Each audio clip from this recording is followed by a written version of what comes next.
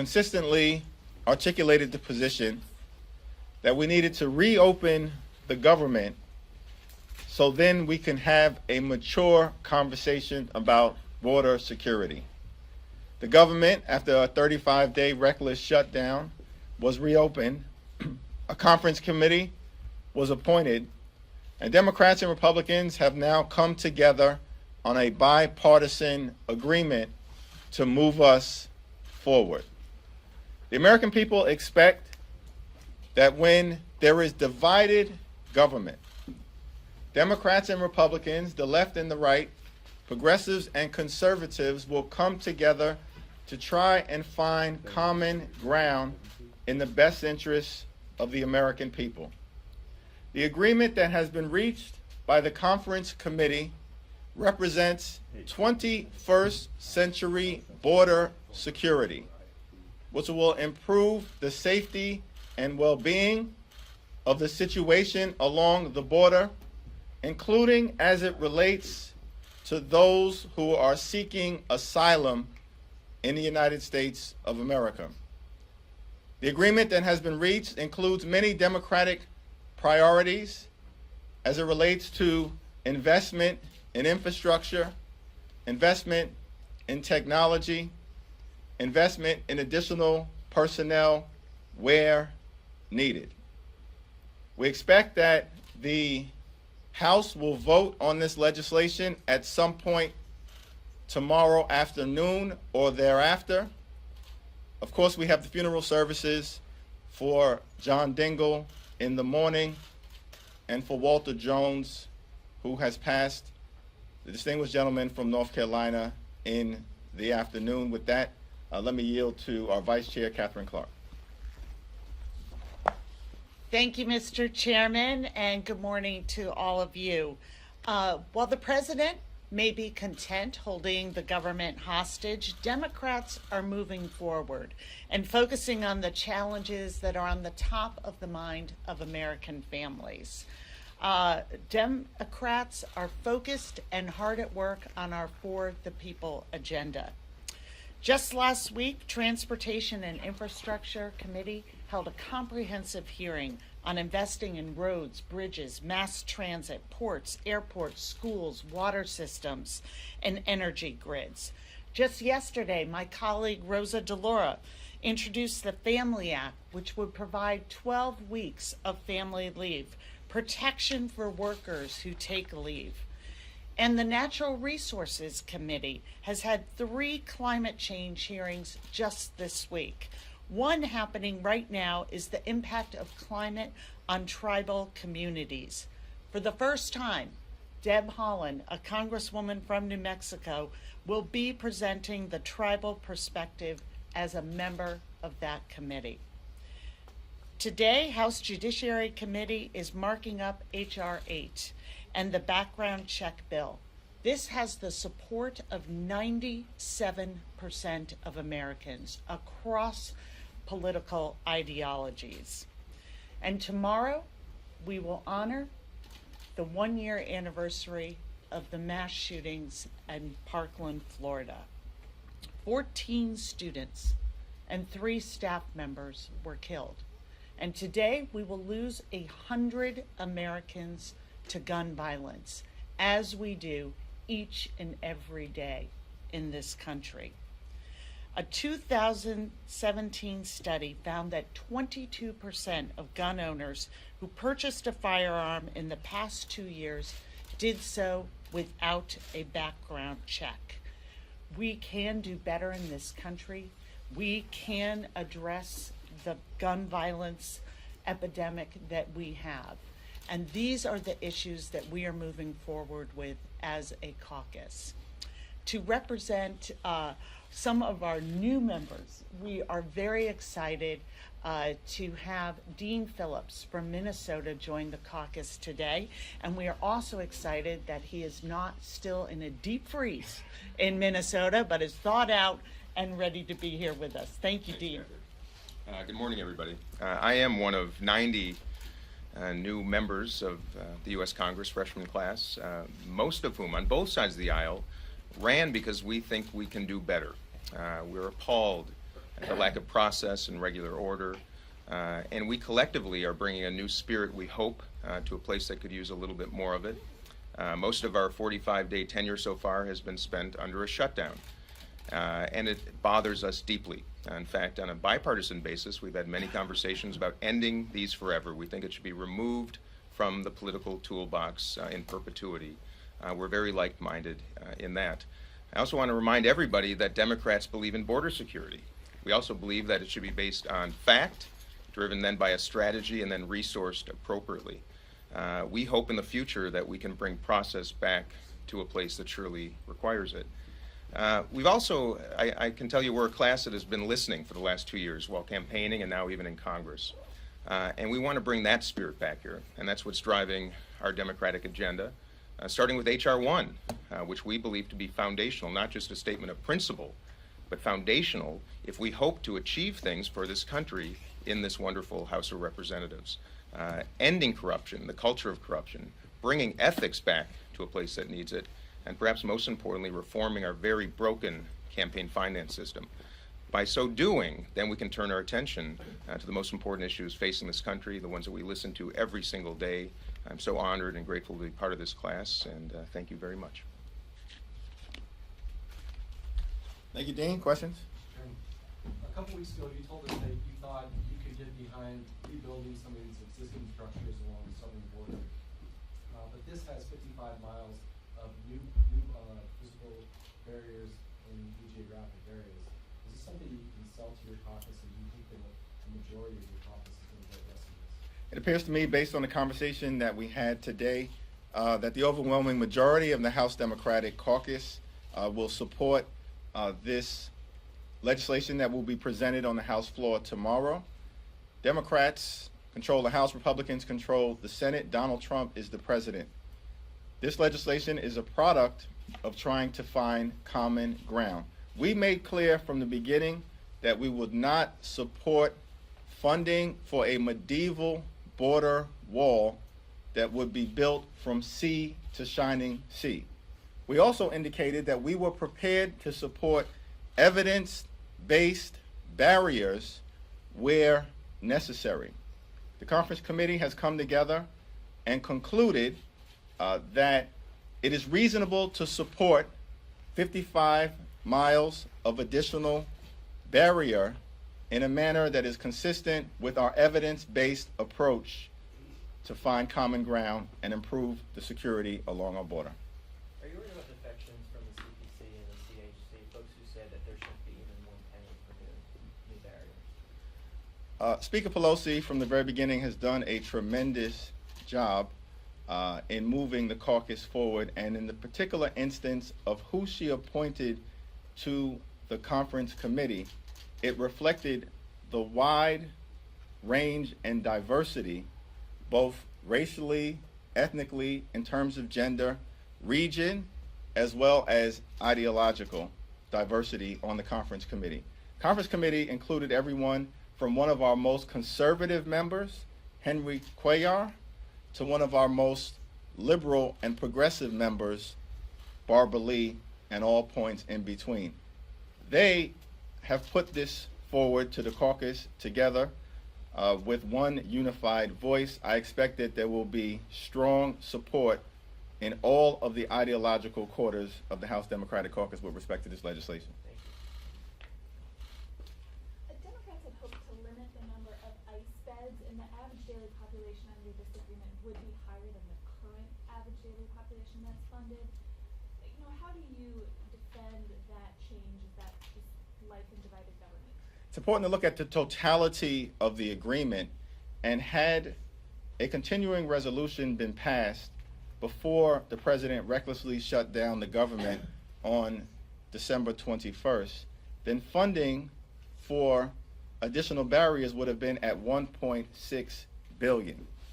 This agreement limits the funding for additional barriers to $1.375 billion. At the end of the day, when you're trying to find common ground, compromise is necessary, and that is the case as it relates to the bed situation. There was a lot of controversy this week around Congressman Omar, and I want to sort of set aside that, but some groups, including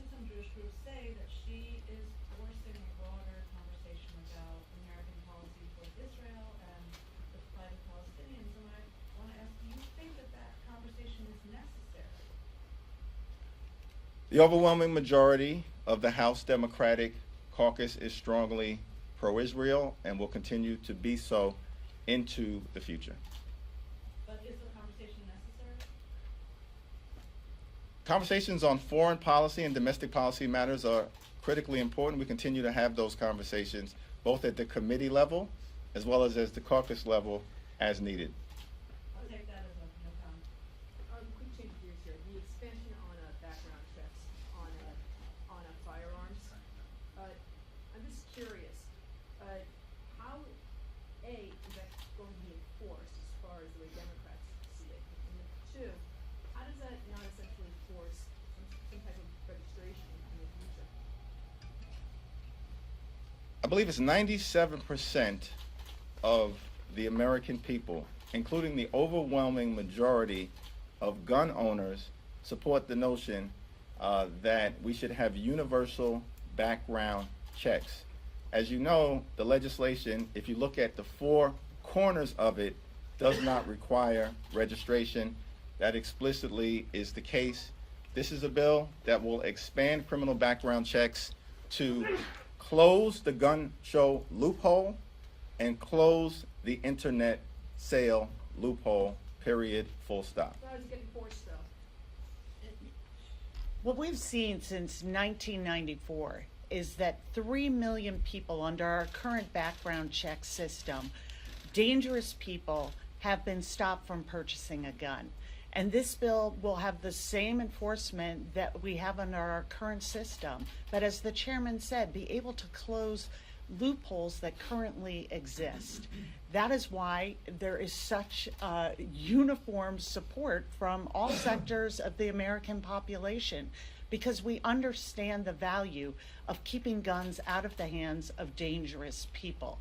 So it will be the same system, same enforcement, but take in some of the areas around the internet, gun show loopholes, and also address what we call the Charleston loophole, which allowed a gun to be obtained by the shooter in that horrible church massacre because he did not get his background check in within 3 days. It will extend it to a 10-day period, and then they will be able to reapply. But we see this as something that is demanded. We saw it coming out of the midterms, and it is a common sense bipartisan proposal going forward. I just want to understand, you're saying that basically no registration whatsoever is going to be required on a federal level as far as the expansion of background checks on private sales and transfers. I mean, that's what it is as far as this gun show loophole of what you're describing, correct? I'm not quite sure I understand your question, but to get to the original premise, the Department of Justice and the FBI will have primary responsibility for enforcing the requirements that we hope will be enacted into law, consistent with the values of the overwhelming majority of the American people.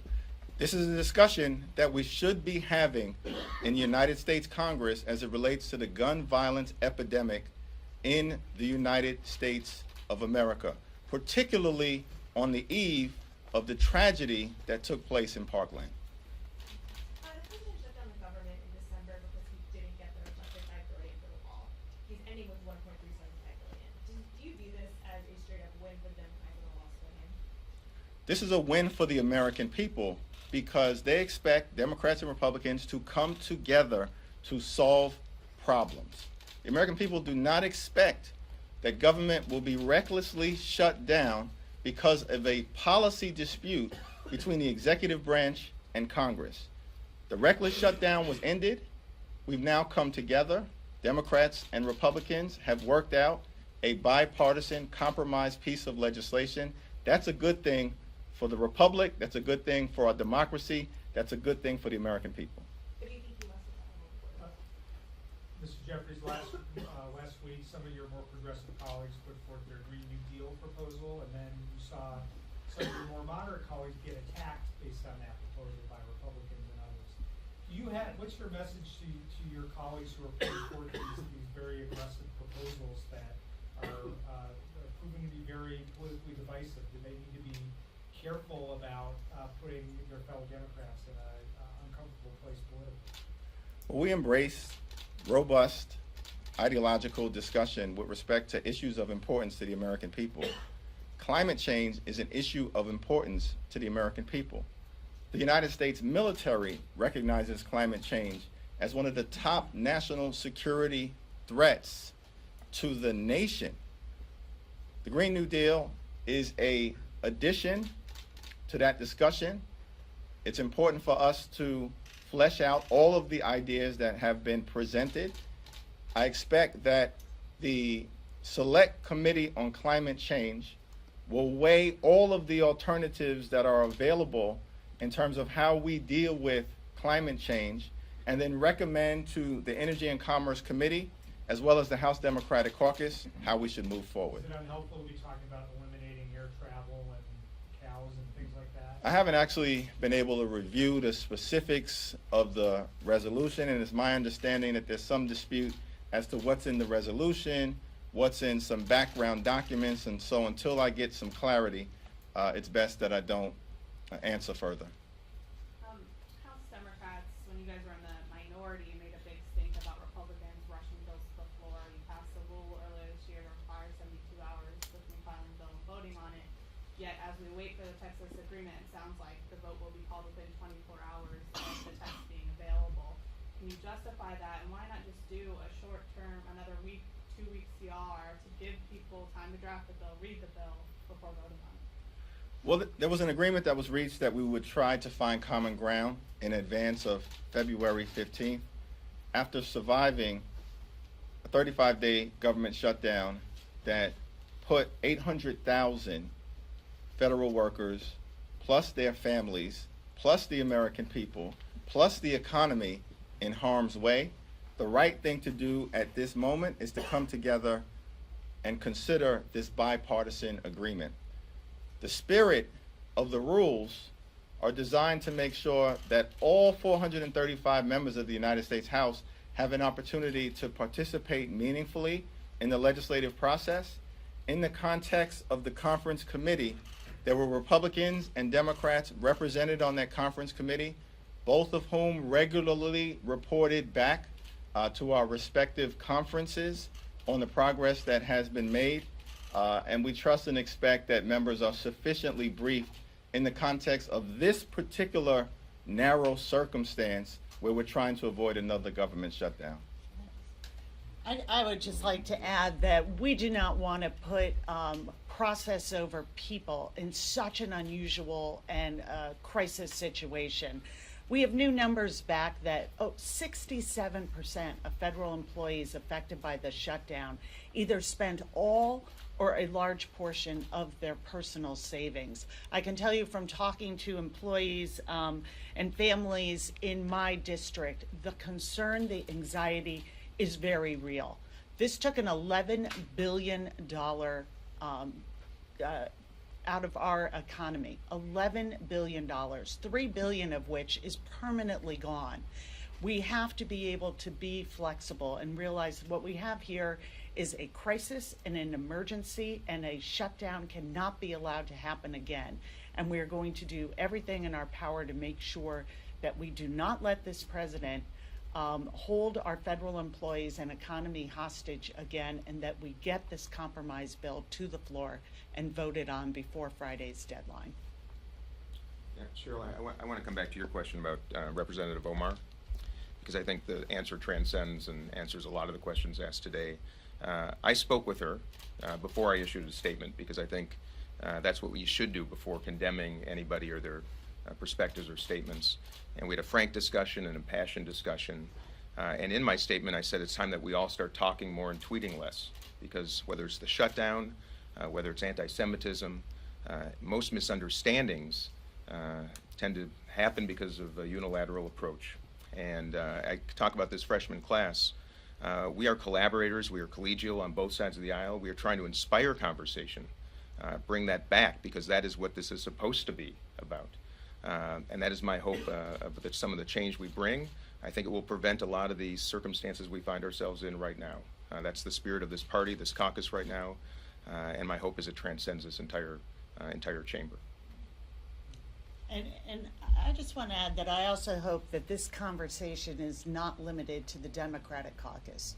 We are still waiting for the apology from Kevin McCarthy for his tweets that were the same anti-Semitic tropes that we saw this past week.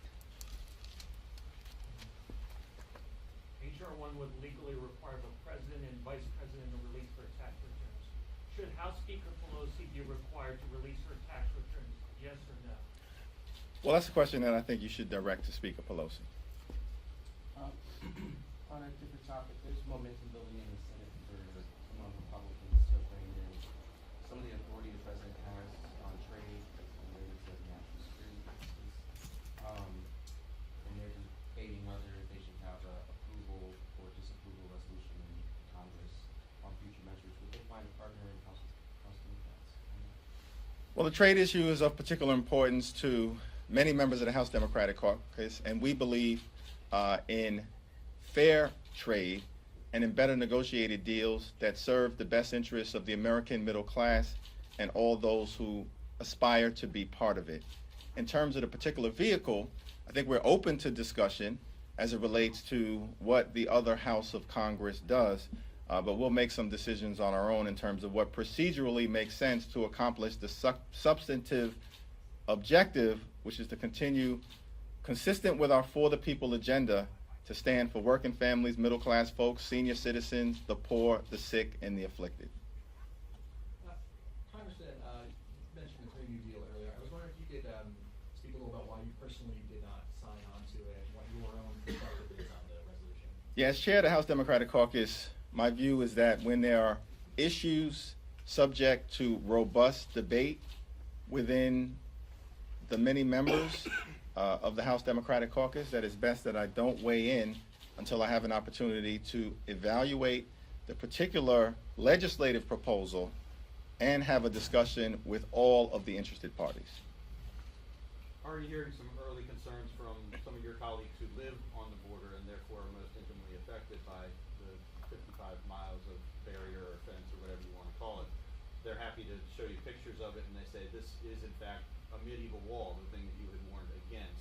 What do you say in response to those concerns by those who live in those communities?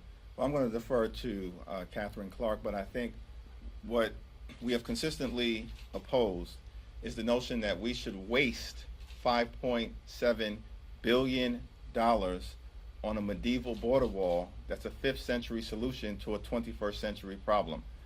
We were not going to allow this administration or any administration, Democrat or Republican, to build a wall from sea to shining sea that would be ineffective as it relates to border security.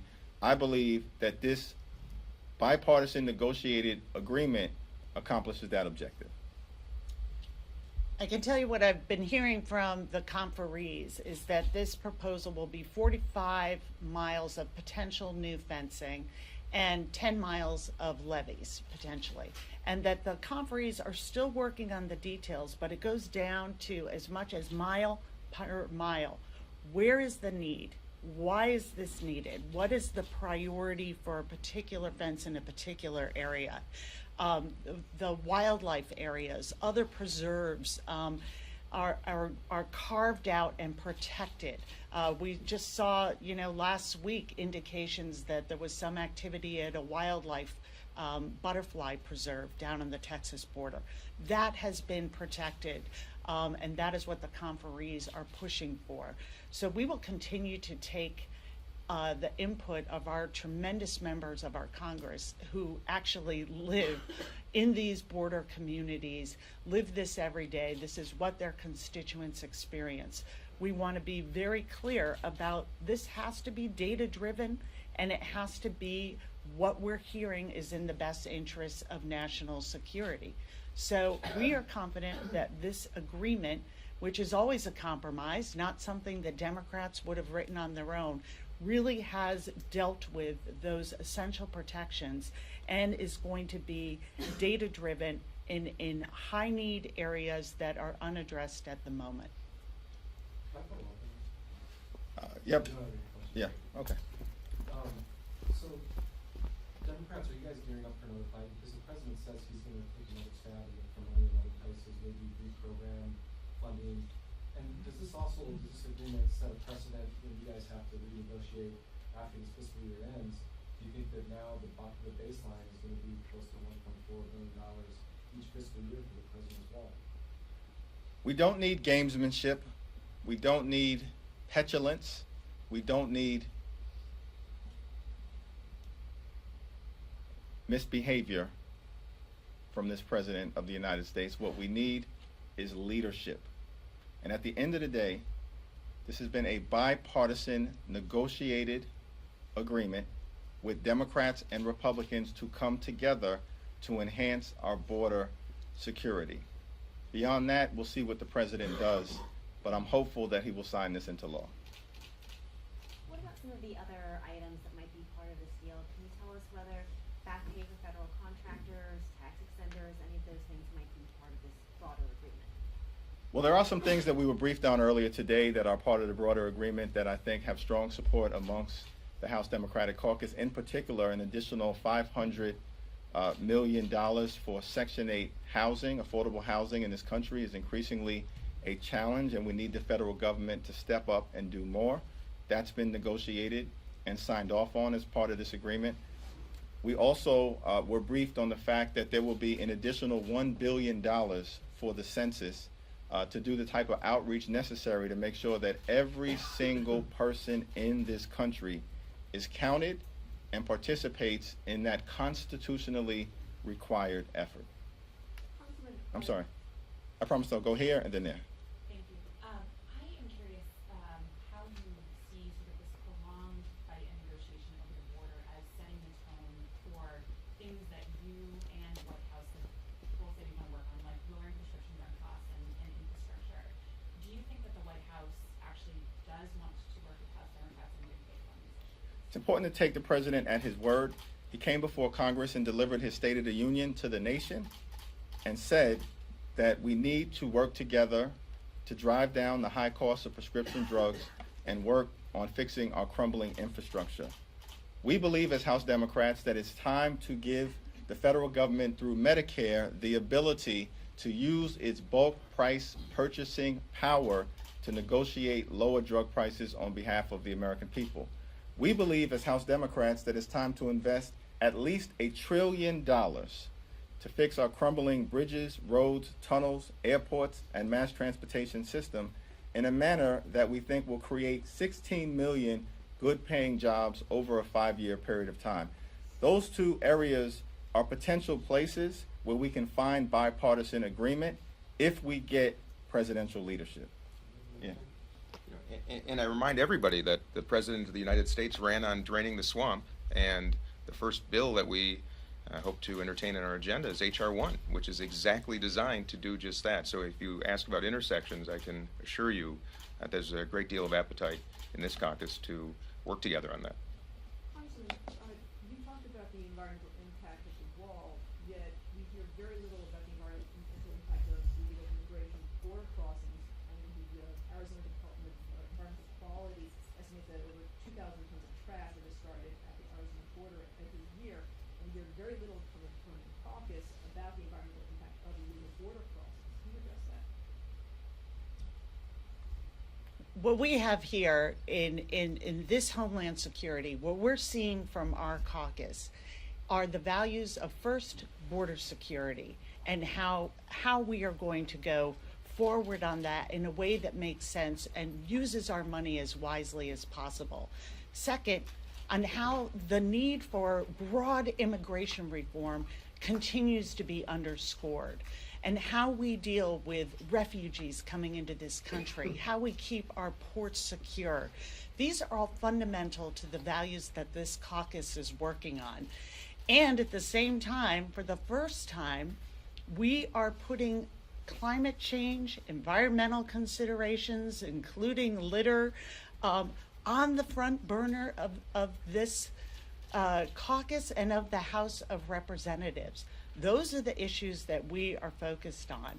Those are the issues around immigration and climate change and protecting our environment, that this caucus is unified, and we are making progress that we frankly just haven't seen under Republican leadership and will continue to do so. Last question. Thank you very much. Thanks for your time. Thank you.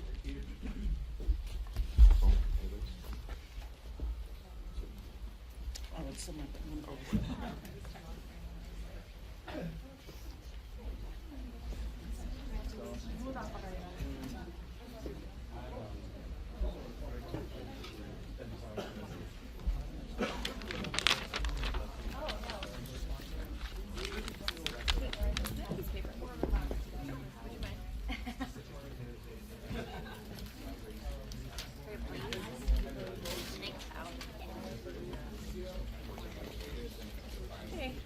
So you're gonna have GOP at 11.